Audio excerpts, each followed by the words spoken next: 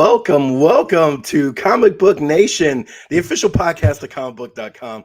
I am Matt Aguilar. I am not Kofi Outlaw, but he will be back with us next week. We are excited to have him back. I will be in this chair for today. We are back for season 4, episode 27, and with me I have the always amazing Janelle Wheeler. Hello, happy to be here. And Charlie Ridgely. What's up, buddy? Hello. He wore a Star Command shirt. I know, he wore it. I have so many Matts and Janelles all around the room. Everywhere. Charlie's in the studio. We missed the memo. And here now. Yep, he's holding it down, holding down the fort. You got Barney right on your shoulder, too. Yeah, I know. Creepy, dark Barney. Hanging out in the room. It's interesting. I'm having a great time.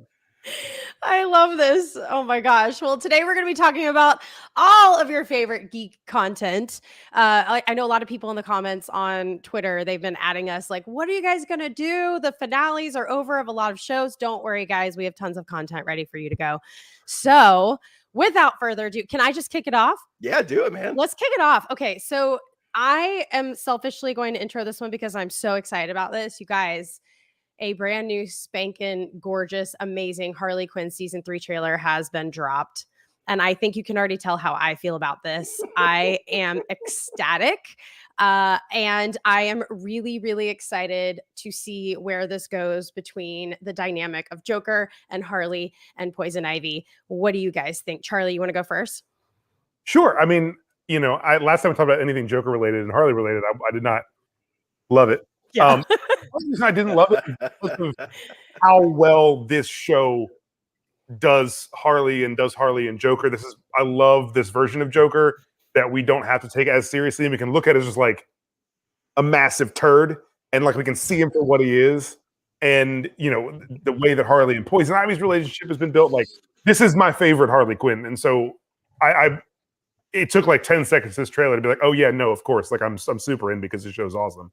I honestly kind of didn't pay as much attention to the trailer because I'm just waiting for the new season, ready for it to drop, because it's been one of my favorite animated shows, really just one of my, the better shows on TV since it came out, especially in the kind of the complex. Oh, hello, ladies. I love her. That voice. We just got the voice. I love her. She's so good in this role. I think something that really stands out for me in this trailer is that in previous seasons, if you are a fan of this show, Joker really didn't have that big of a role. He was just kind of like the ex, and he's kind of this loser that we're all just like mocking. I feel like he's going to have a really big role in this season. He's, apparently running for mayor of Gotham. Poison Ivy might be depicted as a little bit of a villain. I don't really know, but I'm really excited to cringe more over Joker, and that is just so fun. Matt, what do you think?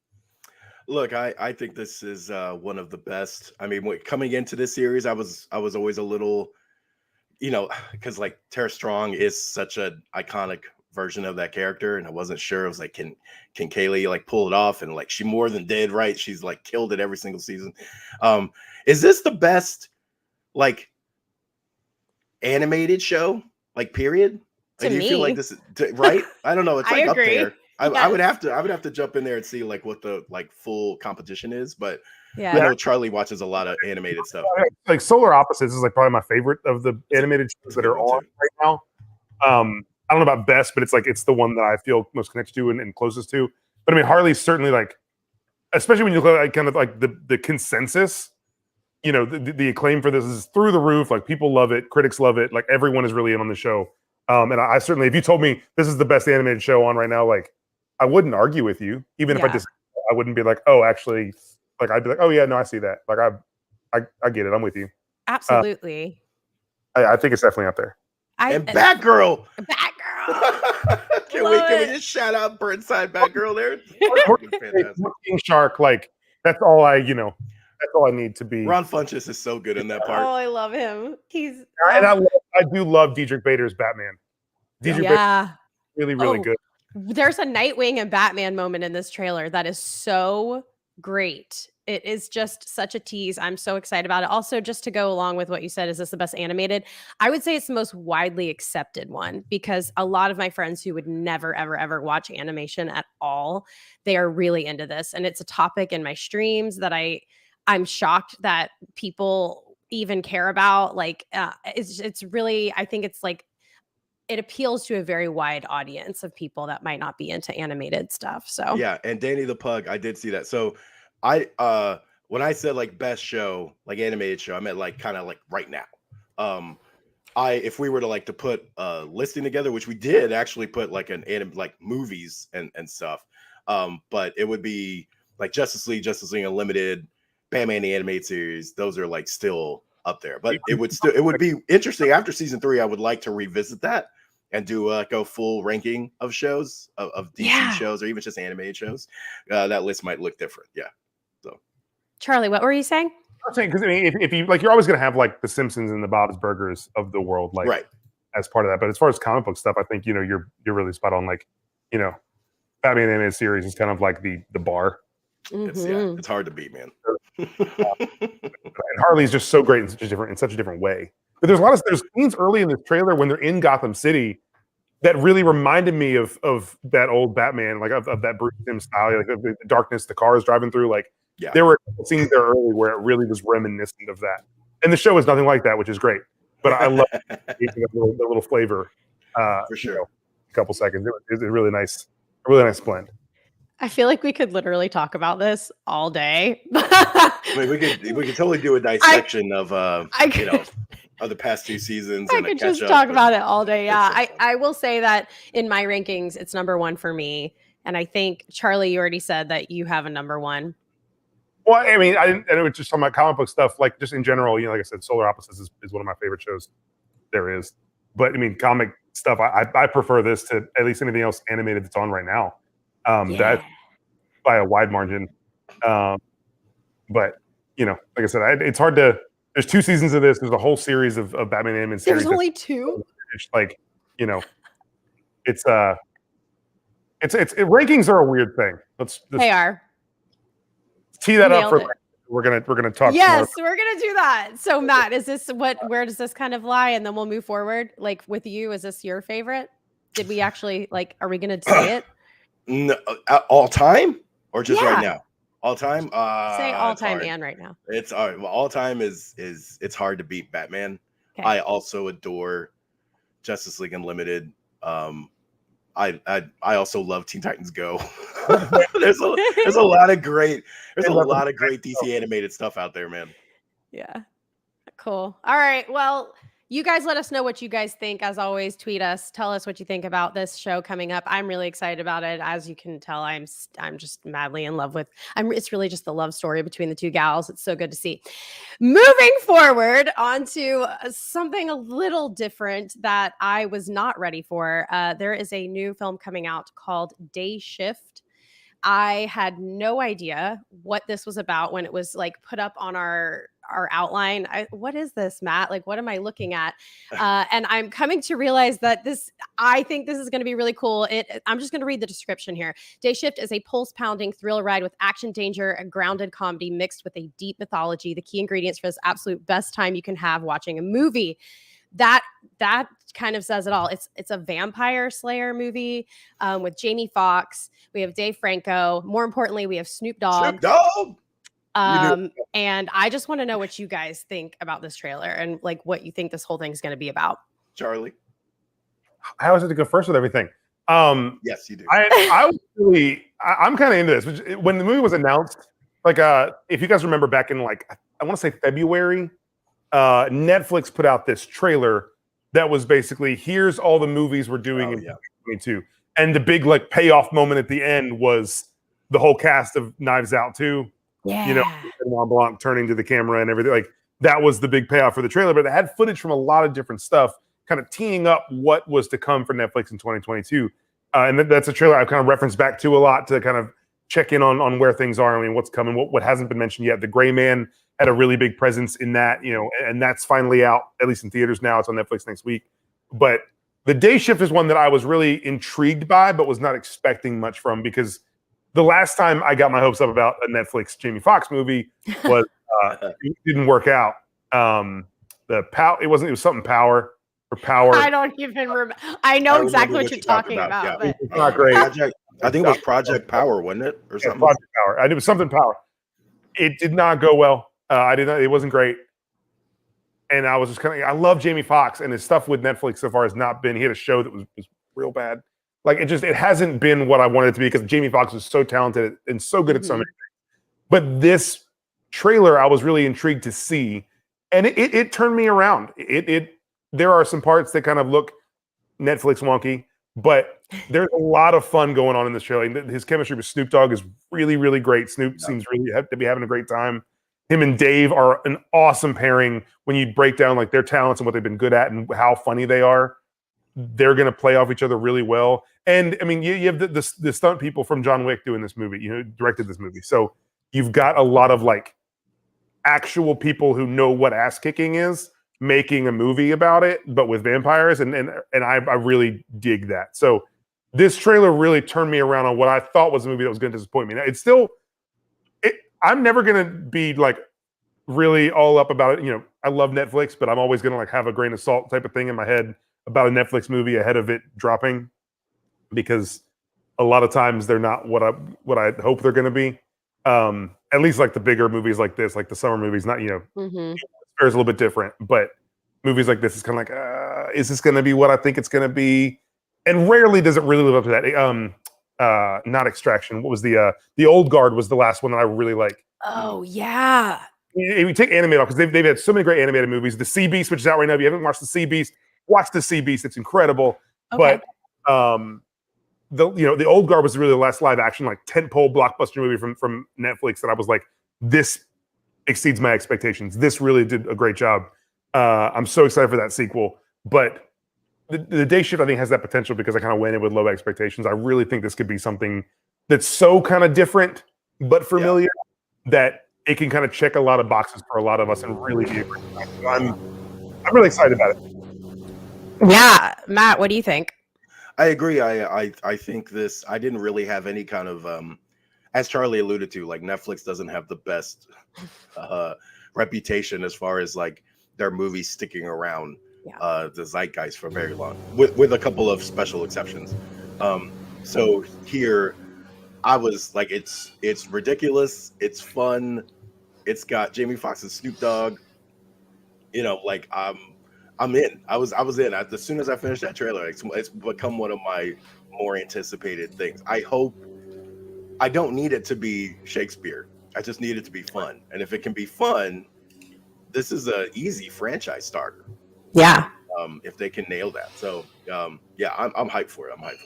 Yeah, me too. I mean, I'm just gonna say I watched it twice, this trailer.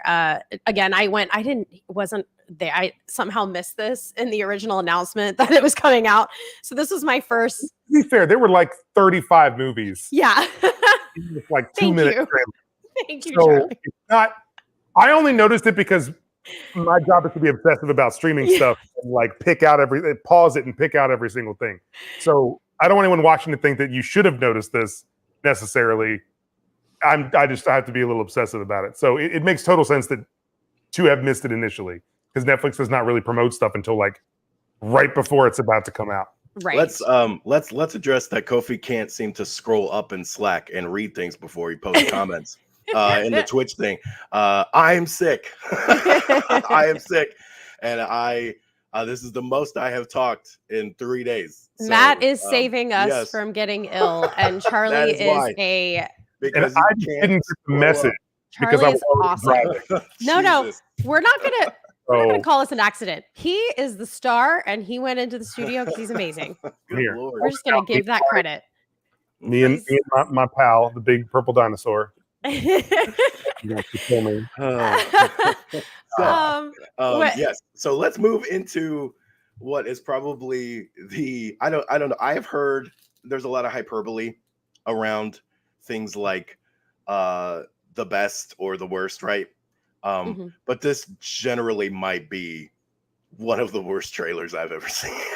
Oh. Okay, so we're gonna talk the Munsters, because Rob Zombie's the Munsters. It came out, and like, here's the thing. I know of the Munsters. I'm aware of them, right? I've watched the show and stuff, but I wouldn't call myself like a diehard fan. Okay. So I came in with very tempered expectations, right? Because I'm like, this will be cool or whatever. And then I watched this trailer, and I don't know who this trailer is for.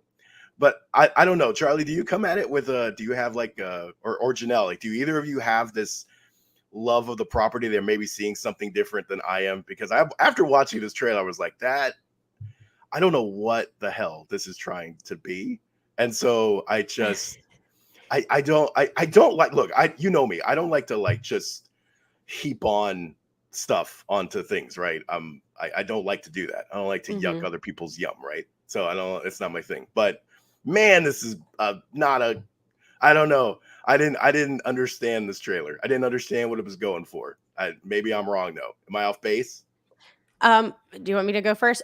So I grew up watching this. I grew up watching the Munsters as a kid. My parents would just throw me in front of the TV and let me watch like Nick at Night and like classic shows like this in black and white. And it was one of my favorite shows as a very, very young kid. And it does feel exactly like it. The humor is aligned. Like it's Cornball City. Is that good that they're carrying it the same type of humor that was big when it first came out into this century? I don't know.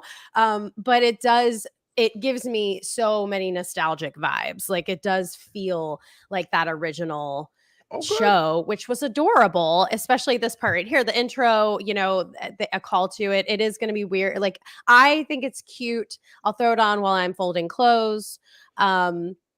But obviously, like I wouldn't go into the theater to see this, but I think it's cute. I'm always afraid that like, why would you don't fix it if it's not broken? Right.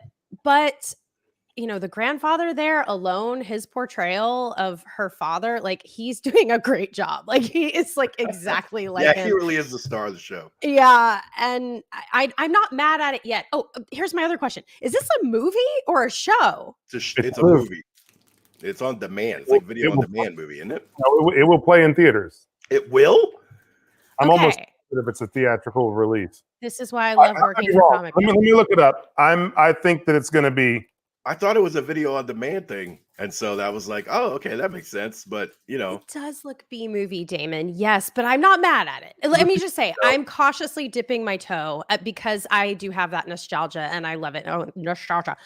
It just sounded like Bane. Nostalgia, Batman. That's why they haven't announced what it's going to be. I thought they'd been talking about. Oh my god! It being a theatrical release, but I could be incorrect. Kofi says TV movie. It looks like a TV movie. TV movie. I think that you're being the most annoying person right now, Kofi. I swear. By the way, Richard is with me on the nostalgia. Just don't read the comments. And I say that with Jess because I do like the live comments when we do shows like this. But I think the key word, Matt, in what you said, I think a lot of what you said is correct, and I agree with what Janelle said too. I'm kind of in the middle of you guys. Matt, the key word that you kept saying is trailer. I think that this was a really wacky, terrible, awfully cut trailer. I see what they're trying to do with this. I see what Rob Zombie's going for, and he is going for that like 60s sitcom vibe. And I think there's moments where I can see that he hits that, but the trailer is just assembled in such a way that it's so off-putting. Okay. I think watching it in its entirety, it may not work. I'm not like, oh yeah, this is going to be great. I don't have an affinity for the Munsters. I'm not really sure if I'm going to like it or not. I'm going to give it a shot. But I think the issue here really is the trailer. At least that's what I hope. It seems like a very poorly cut trailer to me. We've seen those before where a trailer just does not do justice to the material that it's attempting to sell. I think that's the issue here. But, I guess we'll find out in September if that's the case. I agree, Matt, it's a terrible trailer, but I'm not necessarily thinking that's because the movie itself is going to be terrible, but it could be. I'm glad. I want to be wrong. I'm glad to be wrong. Like I'm actually very happy that you guys are so positive. Yeah, can we bring him back when this releases, please? Yes, so I have someone on my side. Because we're totally gonna watch it now. I will give it this though. The trailer for being so weird did get me to want to watch the whole thing just to see if you're intrigued. Troll. Yeah. Like if you just told me Rob Zombie's making a Munsters movie, I'm like, yeah. All right. And that's my whole reaction. I'm probably not going to watch it. But now, even if this is bad, it's like I want to know if it's good or not. I might only watch it because just to know if it's good. But I want to watch it. I want to see what's going on. Like, I want to see what this is about. Yeah, if they bring the Partridge Family or the Brady Bunch or any of those types of shows out, I'm going to watch some iteration of it because I just grew up on them and I think they're awesome. So even if it sucks, I'm still going to check them out. Yeah. So now I feel like we got to watch the whole thing and see if see what the heck it is. Oh, And then make- I will do it for make our sure. thing. Moving on to another weird thing in the universe. Daniel Kaluuya is really gonna do this live action dark Barney. I don't know what this world is sometimes. It will be darker than the TV show, which, mind you, was not dark at all. So I don't know. I feel like that bar is incredibly low. I feel like this was a singing dinosaur, and he said. Previously, he said, Barney taught us, I love you, you love me. Won't you say you love me too? That's one of the first songs I remember. What happens when that isn't true? It's such a weird question to ask. like I loved, okay, so like when my niece Jessica was younger, right? Like, why are you asking that question? Like when my niece Jessica was younger, she watched Bananas in Pajamas. I never watched Bananas in Pajamas and went, but what if they were really murderers? Like, I never asked these weird questions. No, I think about that with everything I watch. Like, give me like Killer Wiggles. And no, I love the Wiggles. That's so crazy. The Don't take Teletubbies. the Wiggles. The line from the Us trailer, you want to get crazy? We can get crazy. Wow. Well, Let's get crazy with Barney. Dude, I don't know. This is, if you tell me Dark Barney, I'm like, but if you're like, hey, we're going to make a movie that's basically Five Nights at Freddy's in Jurassic Park with the thing you cared about when you were 5. Fully in. All in. Well, and look, Five Nights at Freddy's is great. I'm not gonna lie. Yeah, that is a great franchise. And as Kofi pointed out in the comments, I Am Smoochie was great too. Now, I'm not saying the premise of taking taking this angle is necessarily in itself bad. It's just, I don't know. It was just a very weirdly phrased, like, it feels like he's been wondering this his entire life. And I don't know. It's just such a weird project to do. But hey, if it ends up being great, cool. You know, I'll watch it. You know, as someone who, for again, a niece who loved Barney, I watched a lot of Barney. I had to deal with that a lot. I really need someone to take honestly, for as much as, at one point, I had to watch a lot of Dora the Explorer. I need someone to do a dark version of that. I need someone. It's on the internet. You talked about, Matt, the bar isn't that much to clear to be darker, and so you could consider the live-action Dora Explorer movie a darker version of Dora, just because it was a little bit older, and so there might be a sense of we are really overthinking this. More than likely, yes. Like, more adult themes to it. You know, there's some pain with Barney, but of course we hear darker Barney. We're like, oh, he's gonna murder. Like, it's the first thing that happens in my mind. He's gonna eat them kids, and I mean, I'm not saying I'm upset about that. Look at his teeth in this picture that has been created for this thumbnail. You can't make me laugh anymore. With the black blood. Oh, I don't know why it's that dark. I don't know if he's eating venom. I don't know what's happening. Venom. Yes. Especially if you get a director that like knows how to be crazy and also like be really wild and imaginative and dark. Like, if Boots Riley directs a dark Barney movie, it's going to be the greatest thing I've ever seen. I don't know if y'all saw. I'm sorry to bother you, but like, make that a dark Barney movie, and this is going to be absolutely insane in all of the greatest ways possible. But right, it's the worst thing I've ever heard, but I'm excited because it's so wild. So I knew Barney personally. No, I'm just kidding. I was on a Barney movie because I grew up in Orlando and like I was an extra doing like a Barney dance move at Universal Studios. Oh my God. And so I was too old for Barney. I never understood the appeal to begin with. I was like kind of confused by the whole Barney situation from the jump. So I'm very interested to see this because I like the kids I babysat loved Barney. And I was kind of like, he's creepy. Like I always thought Barney was creepy. So, I mean, he's a dinosaur. Like dinosaurs aren't peaceful. Cool. No, but what's the other one? She was the Triceratops. Oh, that's she was cute. Baby Bop. I liked her. Yeah, the green little. She was Bring her into sweet. Let her be- Yeah, I did like her. Baby Bop and the very unfortunately named BJ was Hmm. the Triceratops. The other. You said Baby Bop, Baby Bop and Rocksteady, yeah, and that's not. Oh my god. All right. All right. So before we jump into an ad break, I do want to touch on some WWE news because it has been very Ooh. eventful lately. So we got two big updates. One, everyone declared the PG era of WWE gone, and then it was like not so fast. It's not going away quite yet, but it's almost going away. And so the next Raw, the next episode of Monday Night Raw will still be TV PG. However, they are going to move to TV 14, which is a big deal because like it's been the PG era since 2008. Okay, it's been a long time. It's been this kind of more family friendly, I say that as in like family friendly programming. Some of those storylines I wouldn't exactly say are family friendly, but it stays within the PG realm, right? And NXT is always a little racier. And so now they're moving to 14, and some people are kind of like, well, that means we're gonna get like, Dynamite. It's like, well, I wouldn't go that far. It just means maybe we'll get a couple other curse words on screen. Maybe they'll, for certain storylines. What the Miz is packing is that's what's going to happen. It's gonna be certain things that they just take that extra step further, and they can. But that's like, I wouldn't say it's not gonna be the rebirth of the Attitude Era. You know what I mean? So I would calm those expectations. That said, it is still a big shift, and I'm curious as to why now. Also, there's been it's been a little bit of a cluster because evidently like people in USA are being told one thing and people on WWE side don't, and not everyone's on the same page clearly. So who knows when this will actually start. The other big thing is Sasha Banks. We've been keeping up with her. Where everyone's being told a very different thing in every company, it seems. Yeah, pretty much.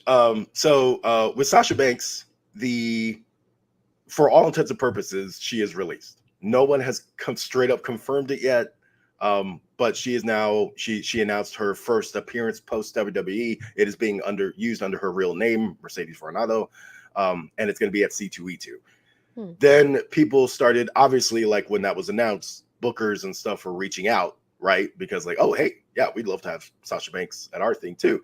And from reports, they were told she is not taking wrestling focused like events, or not to even get into matches and stuff, but just kind of signings and events until 2023, be like January, like the first of the year, right? So anything she's at for the rest of this year will be kind of along the C2E2 lines.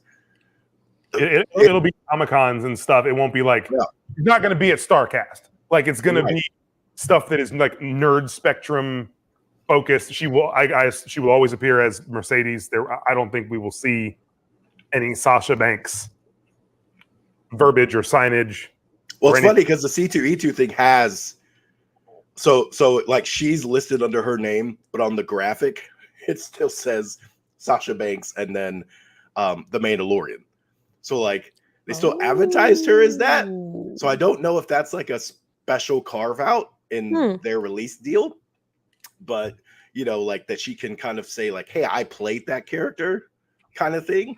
So it'll be interesting to see how that goes. But yeah, so she seems to be gone. I don't see her coming back, which is a bummer for me because she was like one of the highlights of SmackDown every week. But she'll go somewhere whenever she's free to actually go somewhere. It is interesting that it's like next year. Like that's a long time. It makes me wonder if they're refusing somehow to let her go anywhere or do anything else wrestling related until 2023. We don't know what these contracts look like, so it's hard to speculate on stuff. But like, it kind of seems like there is not a way right now for her to do wrestling related things. Right. Yeah. 2023, unless something else happens or changes. So yeah. So that's the latest in WWE land. So let's take a quick break, pay some bills, and then we'll be back with talking all the Miss Marvel finale stuff And then we'll be talking about Netflix's Resident Evil series and, of course, comics. Stay tuned.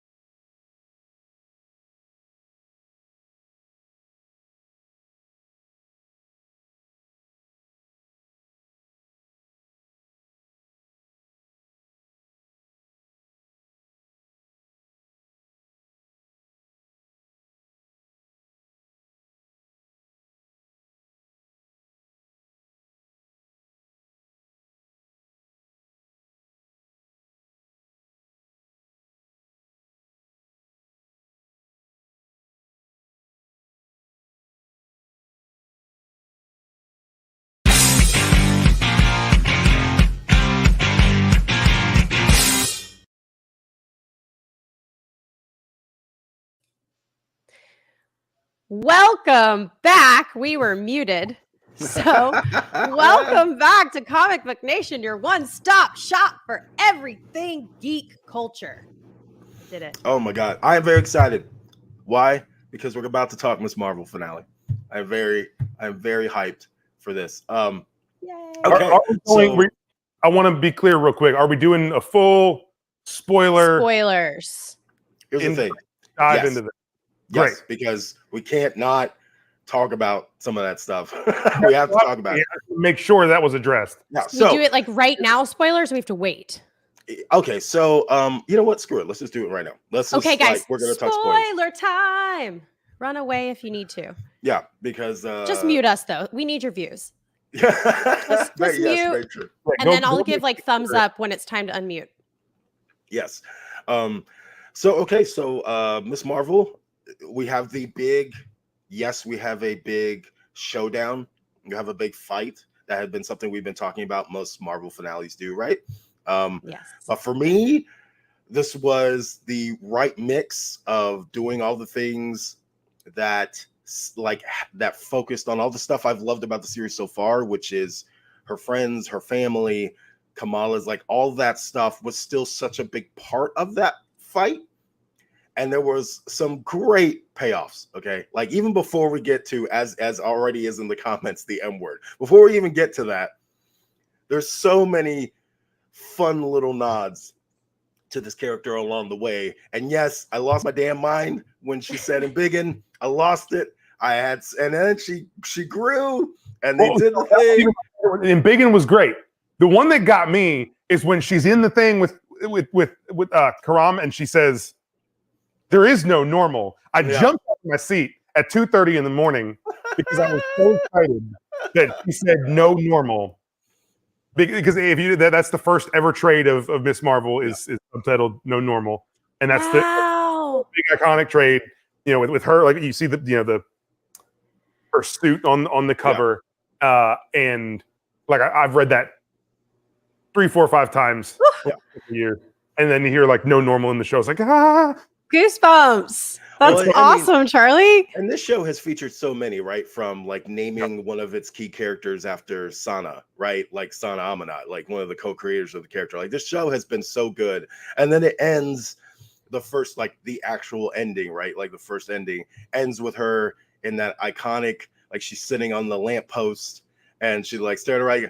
They just nailed so many moments of this character in this. And also we were worried that they would kind of turn Cameron, and the way they didn't really turn him, which is great. So like, yes, you still have his kind of uncontrollable stuff. He's learning about his mom from her as the episode goes on.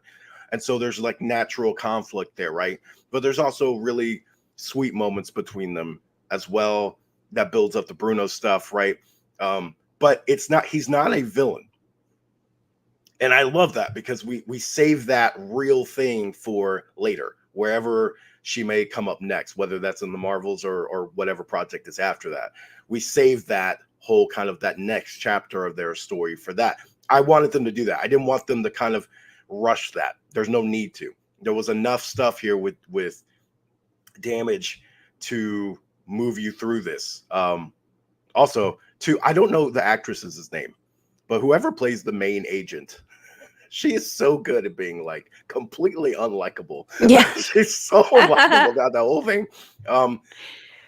But like I ate all of it up, man. It was so fun. And yes, we knew she would get the costume. Alicia Ryan, so good. of Thank that you. actor, by the way. Yeah, she's great.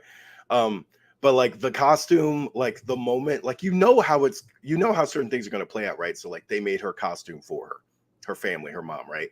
But like the moment just nails it. So it doesn't matter that it plays out how you expect. It's just so heartwarming that you already feel it. The moment where she's sitting outside with her dad out on the roof and they're talking, and the name is how that comes up, right? It's such a wonderful conversation. It doesn't matter that you kind of expect that to be the way it comes up. It's just so well executed. And then we get to the mutant stuff, right? We get to there's something with your genes, and you see how that whole thing plays out. And that's such a major, for them to put such a major MCU ramifications thing in the show. Music kick in. Yeah. It was gold. It was gold. That's all the things I love about this finale. What did you guys think? Charlie, you got it. I can just tell you're ready.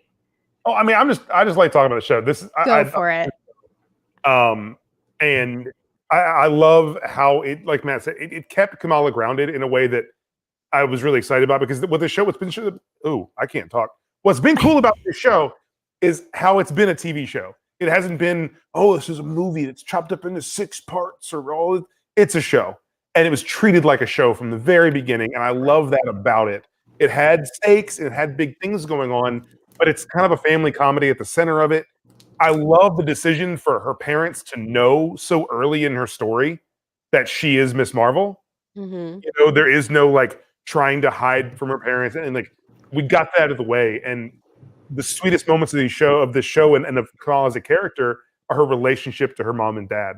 And we get to really explore that through the lens now of Miss Marvel going forward in her story. We get to see like how she interacts with her parents, how her parents accept things, how the trust between her and her parents works. Like the give and take of her being a superhero, but then she's also a teenager. Like it's such a great dynamic, and I really love that we're going to get to see so much of that going forward, because her parents are just perfectly cast. They're incredible. The moment in the first episode where her dad comes in as Hulk is still one of my favorite things. Yeah, so cute. I love that. And I was excited going to the finale because episode 5, I know people were mixed on. It was one of my favorite episodes of the show. Yeah, me too.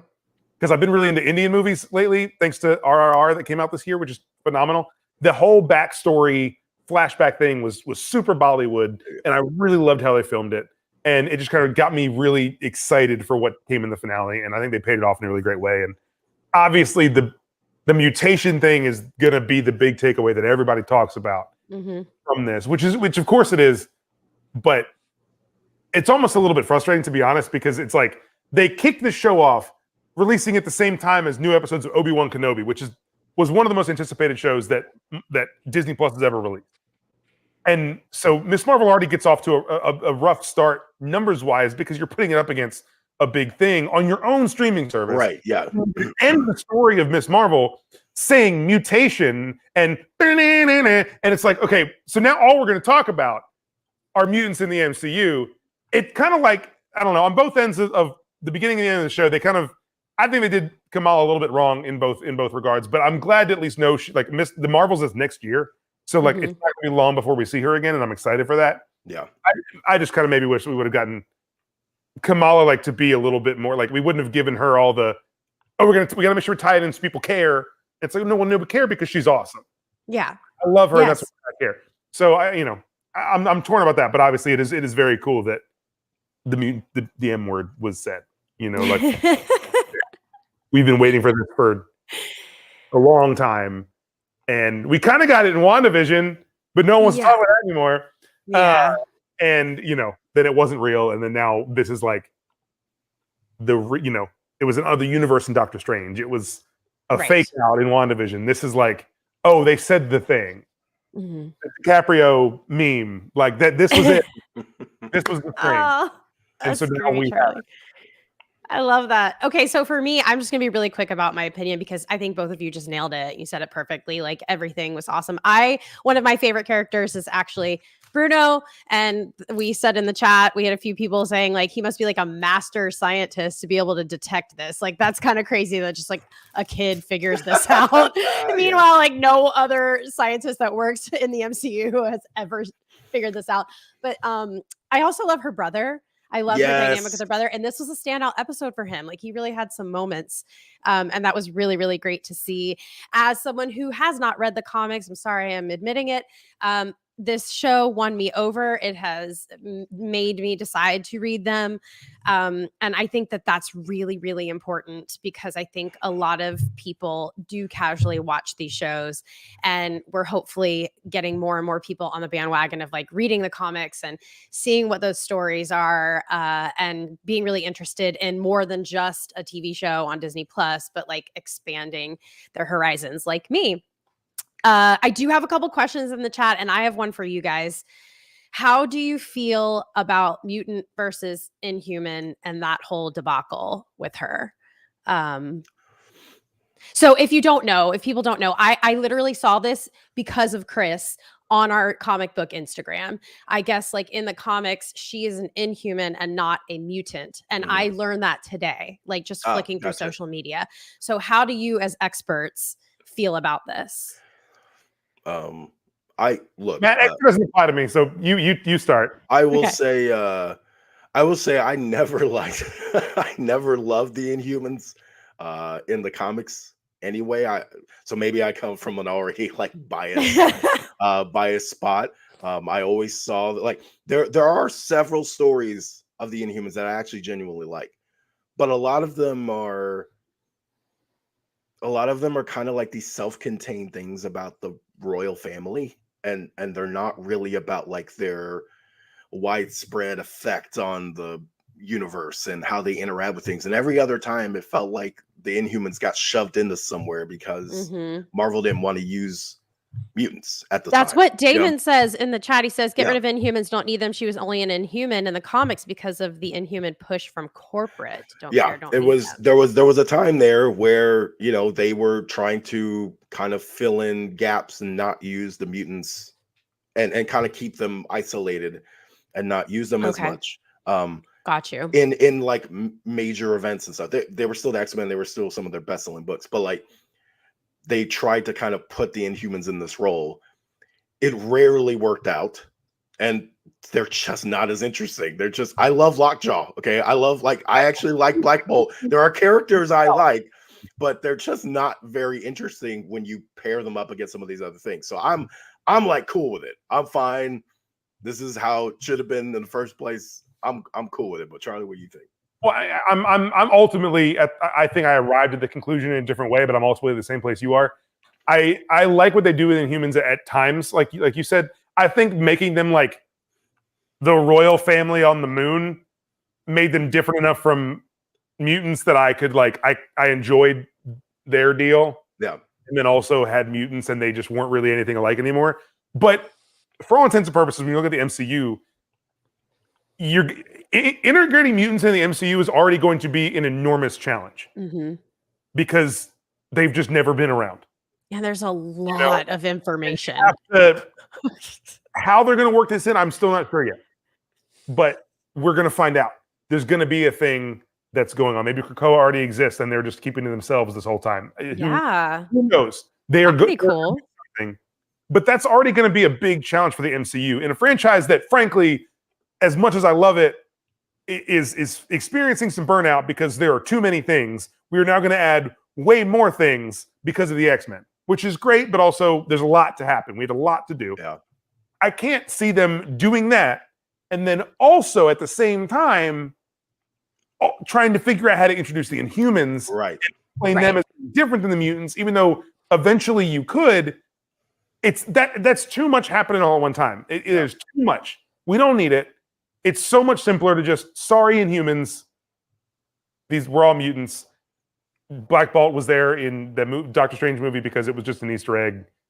We can make humans one day. You can have Black Bolt and not even describe him as an Inhuman one day. Or you just need to let the mutant dust settle first. Like, it's just too much all at once. If we're going to do this sometime soon, we cannot start name dropping Inhumans and do all that. I don't want to see an ounce of Terrigen Mist on the television. There's just too much happening all at one time. After several events in the comics, I have grown to hate Terrigen Mist. I think people did it pretty well, but that was a contained story, just streamline it. And mutants using the M word that everyone loves, and unfortunately in Humans, that kind of feels like a bad word right now because of a certain ABC television series. Yeah. No one wants to say the word Inhumans, even though the comics are getting a bad rap. I didn't hate it. But mutant, everyone's excited about mutant X-Men. Yes. You can drop that M word, everyone can put it all into the M word, be done with it. I agree. I think makes the most sense for the franchise. I think singular focus is the way to go there. Yeah, I 100% agree. Also, before we move on to the next topic, we have to talk about the end credits scene. Thank you. Say a word about it until you brought it up because this feels like your moment. Oh yeah, my gosh, Danny the pug is asking. I want someone to explain Miss Marvel post credit scene to me. So let's get it. Let's get it, Matt. Okay.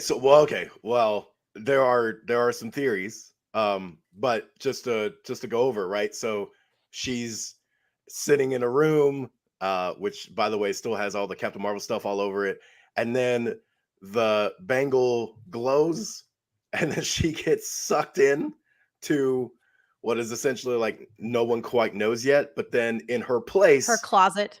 her closet, poor door. And then Brie Larson pops in as Captain Marvel with long hair. With her long hair and her new suit, which looks dope. Her suit looks awesome. And she's surprised to be there, but her hands are glowing right as just like Kamala's bangle was. And then she doesn't know where she is, but she is just surprised to discover that she has super fans, which I love. And then it ends, right? So people are still number one, the fact that they actually I really did not think, oh my God, I knew a helmet was going to come up at some point. She doesn't need the helmet unless she is in battle. If they didn't shoot that scene on the set of the Marvels. They did. Okay, do we know that for sure already? Yeah. Okay. DaCosta gave an interview. Okay. That said they shot it for them. Yeah. Because we know that Iman Vellani is in the Marvels, so they could get that out and it'd be a secret, and there'd be no Brie Larson was on the Miss Marvel set. Oh no, yeah, they shot it while they were doing that because there's a big write up on Comicbook.com. And sorry, go ahead, Matt. No, go ahead. I was so the one thing that I asked about that I know we want to. There's a lot of theories, and I'm gonna let you talk because you know way more about the stuff than I do. But this is not a Freaky Friday situation, which is I had to watch it a second time. Me too. This is not a Freaky Friday thing for anyone who's asking that. It is not.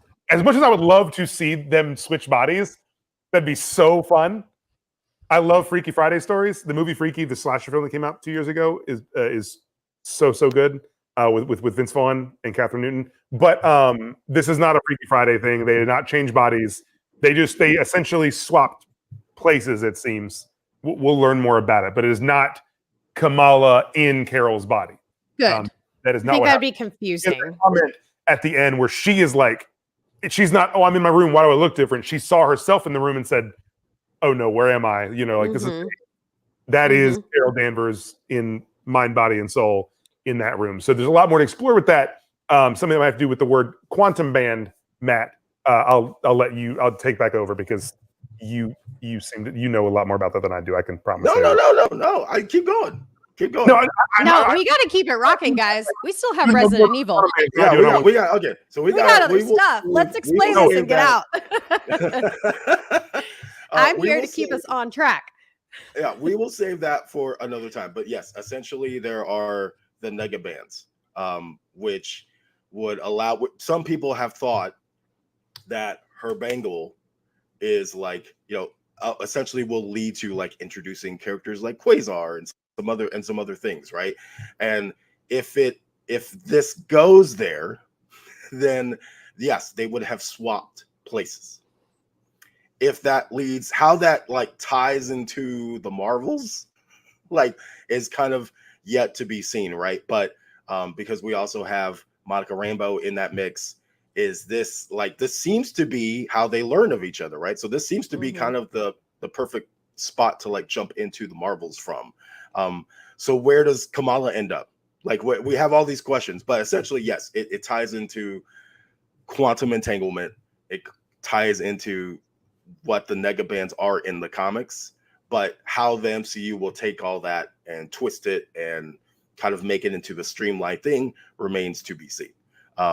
It's the simplest way to kind of put that. That's exciting. Exciting. But yes, I agree. We do. I could talk, as Janelle could talk about Harley Quinn all day. I could talk about this all day. And we will actually. I think we're going to rank some stuff in the upcoming episodes. So make sure you guys keep tuning in for that. Real quick before we move into that next thing, where does this rank? Did this change up your finale? Like, where does this rank as far as MCU show finales for you? Charlie, you go first. Oh, always. It's up there for me because a big critique of the MCU shows for a lot of people has been the finales and how they've ended. Certain shows that I've really loved and the finale was weak, and I still love the show, but it didn't end super well. I think the Loki finale for me is still my favorite because I love Jonathan Majors so much, and it's like, well, you get 30 minutes of Jonathan Majors talking, like it's going to be better than anything else I could watch. But outside of that, like Miss Marvel and Moon Knight really are the other two that I really enjoy as finales. Like I think really cap off their shows well. So it's probably it's 2 or 3 for me. I'd probably have to watch them again, but they're both kind of right there. But Loki will always take the cake for me as far as a finale, just because of Jonathan Majors. As a show, that's a different discussion. But as a finale, I love having that much Jonathan Majors. But Miss Marvel is certainly up there. Yeah, agreed. It's hard for me to really recall all of them, honestly. So I always think of like which ones were the standouts, and Loki obviously is like a huge standout for me, and then Moon Knight. Obviously like it's really hard to go up against some of my favorite heroes, Wanda, Loki. Like I don't know yet. And then obviously getting Vincent D'Onofrio in Hawkeye, like that's tough, and I'm excited to debate this in the future. So shocking no one. This is my favorite finale. I love it. It's just man, it hits all those notes, man. It hits all those beats. I will say it's this Hawkeye right behind it. I love the finale so much. Me too. And then oh man, it starts to get to the point where like it's Moon Knight. It's probably Moon Knight was a great finale too, but like they start to all blend together, so it's like hard for me sometimes to kind of like. So I need to go back and watch like the Loki finale because I don't even remember what happened in the end of Loki. I don't even remember that episode. It was literally Jonathan Majors sitting in a room and talking for 20 minutes. Is that it? Is that what happens? It's been a minute, and I've watched so many things that like Miss Minute shows up. They open the door. And they go, guys, come on, we're off the rails. Resident Evil. Okay, so let's get to Resident Evil. All right, let's get to Resident Evil. So Resident Evil, Netflix is next. They've actually already had a Resident Evil project, but that one was computer generated animation, right? So this one's a live. Yeah, that was not good. That was not good. And then there was the movie, the live action movie that came out, and that was kind of another divisive thing that did not do well, and that was also kind of looked at generally as a miss. So as a big Resident Evil fan, I was a little bit like coming in with like very low bar expectations of this. I'm like, please just get it right, like something right, like let me love something about this. I have watched the first 3 episodes, so I haven't been able to finish it all yet, but I've watched the first 3 episodes. I love this show. I am like hooked on the show. Like if I didn't have to do other stuff, I would have watched the whole thing. I would have binged the whole thing. I was in. it has like that first episode I adored, and so I was like, okay, you got me. I'm intrigued. Yep. Like there's some things that I don't know about yet, but like I'm intrigued. And then as we moved on, I think this is, again though, we have to say this is not a retelling of like the original Resident Evil story. So if you're going into that thinking like this is a redo of Resident Evil or Resident Evil 2, that is not what this is. However, I think that's probably why it works for me more, is because you're taking like key characters like Albert Wesker and stuff like that, but like you're changing things up and you're telling this story that still feel like it still has some of the elements that I love about Resident Evil, but it's taking me to some very different places. Mhm. And it's even doing some of the things that I did not like the old Resident Evil live action movie franchise. That was not my Same. bag. That was not my bag. That was like did not feel like Resident Evil at all to me. This has like similar, like there's like a far future part to this, right? There's like these two timelines and things like that. So it has some of that, so a few of those elements, but it feels like Resident Evil far more. Mhm. So even without having some of the recognizable names like the other franchise did, I'm like hooked on this. I want to finish it. I would love to talk about it more and spoilery and stuff when we actually finish it. But like, I really like this, man. Charlie, did you watch it? Have you seen it? I've watched one episode, Okay. What you thinking? and I think it's Oh fine. my god. Fine. Fine. I'm more intrigued by the end of the episode than I was about halfway through. I was like, I don't like this. Gotcha. By the end of it, I was like, I'm gonna watch another episode. I'm not fully sold on it yet. But there's two scenes that really got me. There's one where Lance Reddick is sitting in a principal's office and talking, and that sold me because he's incredible. Yeah, he's as great. Wesker. And that scene is how many people can do your job? It's That scene is so good. really And good. despite it starting off with some really terrible dialogue before he walks in, and then the very last scene of the episode with the jump, I was like, okay, I do want to know where that goes. I'm not fully sold on the two timeline thing. I know why they're doing it. I just it really drags for me at times. The bar for being good Resident Evil is not high, or Right, being for Resident sure. Evil adaptation is not high, and I think this largely clears it. My whole frustration with Resident Evil is that I don't have the affinity for the original games like a lot of people do, and I understand that.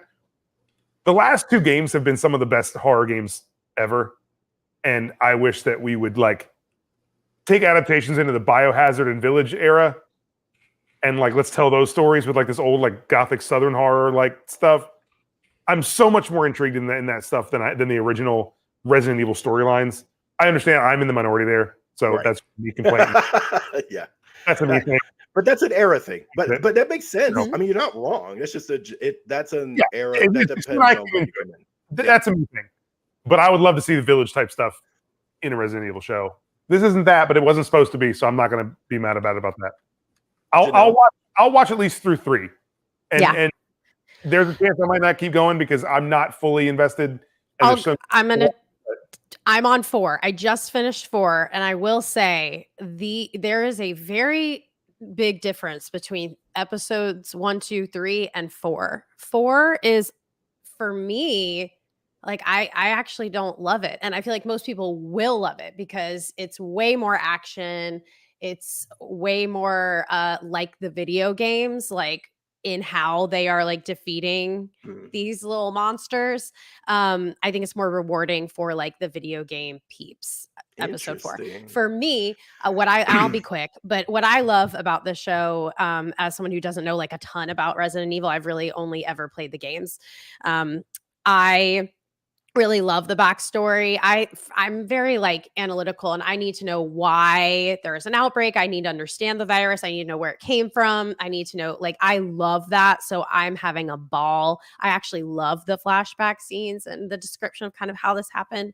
So that works for me because I have a thing for zombies, and I always want to know how the world is ending. I want to know why and how. And I hate shows that don't tell me that. It really bothers me. One thing about Walking Dead is like I never really knew how it started for season after season after season, and I never got that reward. And it oh, that was just one thing that irked me. That's why I turned to the comics to try to get more information. So I do love that about it. And I think it's really fun. And you're seeing some really cool monsters. And episode 4, you will see like kind of something that flips it on its head and you're like, oh my gosh, okay, something's going to change. Like something in this season is going to change. Actually, there's 2 really big moments that hopefully we'll get to the bottom of. So if you are going to watch it, I would say watch through episode 4. If after that you're like, you're halfway through the series, you're not feeling it, like let it go. But I actually really loved it. So if you want to keep chatting about it, you know how to find us. Yeah, for sure. All right, so let's move into this week's comics and make them quick. We'll kind of keep Okay. them rapid fire here. X-Men Hellfire Gala #1. I don't do as many X books in the comic section here, but Hellfire Gala is such like its own unique thing. Like I don't even feel like you have to necessarily be reading all the X books to kind of, I don't know, get Yes. something out of this big event. As the person who is not as big into these characters, Janelle, what did you think of this? I'm curious. I'm more curious than anything. I really loved this, and I am glad that you have forced me to kind of read into more of the X books because I would have been a little confused, but because I know what's going on with Moira, right? Moira, Mhm. and I know I'm getting more familiar with these characters and seeing just the artwork of their gowns and what they're wearing to this gala is so hot. Like I love the outfits. Like just seeing Iron Man dress up in a designer thing, just seeing like Captain America in his little outfit, which is terrible by the way. Um like they put him in the worst suit. I love seeing this side. I think it's really fun and I very much enjoyed this long book. Yeah, Charlie, what'd you think? Did you get to read any I of love these? I always enjoy the gala. We'll keep it short. I always dig the gala. This is always a fun X series every year. Definitely worth a read. Yeah, I will say the biggest, also the biggest event of these is the new X-Men team. And can we just say, Firestar is an X-Men now? I am super hyped about Oh that. yeah. I am Forge is part of the X team now. I'm sad to lose Wolverine, of course, because it was X-23 Wolverine was in the previous group, and that always made me happy. But the current team of like Havoc and Iceman and Magic, Jean and Cyclops and Sync is cool. I dig it. I like that this is not just a hey, let's like have the cool designs, because the cool designs, I like every time they drop those dominate Twitter because they're so fun. But here, I like that we get also this event of like, here's the new X-Men team. I like that it means kind of something Yeah. overall. And yes, I agree, Damon. This team is just chaotic, and that's part of the fun, right? Rogues, #3. This is a series we've been following, and from issue 1 to issue 2 kind of took a big change in the fact that like it was all in Gorilla City, and 3 kind of just continues that. This one doesn't kind of do the big shakeup like 1 to 2 did. This one, we're really just following the Rogues on their heist. And there's, again, this book is just so good about layering in really sweet moments into this ocean style heist. And then, things leave kind of off with like just in a very shocking way. Trickster does something very screwed up. And it's only screwed up because of the time you've invested in Gorilla City. So to me, that wouldn't have the impact that it has if we hadn't had like that whole issue 2, which I know we kind of looked at sometimes as a slog a little bit just because it kind of shifted focus so harshly. But I still really love this book. What do you guys think? This was a lot of fun, and it's been a lot of fun. It continues to be a lot of fun, and I mean, there's serious moments, but even then, I'm just having a good time. Gorilla City's super cool, and obviously, I recognize all these characters, and it's just cool. It's just like a different story that I've not seen before, so I'm enjoying it. And last book is Captain Marvel #39, which is very fitting that we talk about this book this week. Yay! We brought this brings back over the last like year and a half. Captain Marvel's been in the realm of magic, and we've had the whole Doctor Strange link up and her actually kind of trying to understand and learn magic. So here now we have this weird tribunal who is essentially like trying to hold Carol on trial for like abusing magic and those kinds of things. And like, It was one of those things where they're like pointing out the people, like Enchantress is like the prosecuting attorney, and then like Scarlet Witch is her advocate, but like she's still like under control or something. So there's a lot of mysteries here. There's a whole back and forth between Carol and Agatha Harkness that is killer. Like there's this whole back and forth, just jawing back and forth. And then we switch places and we're in Spider-Woman and Binary Town, and I just love that place. I think they're so fun together. They have so much fun, and L'Oreal comes into the picture towards the end. So all this stuff is starting to converge. And then we get the return of that Monsterverse place that it seems to be in like her head or something. I have no idea, but I was hoping they wouldn't just like let that go. That is not the case. I love this and what it sets up. But what do you think? Charlie, did you read this one? I did not. I'm so far behind at the Marvel. Oh, you're so fine. The other two are great, but I did not. I don't like jumping into a story that late, even though it is. Each issue can be its own thing.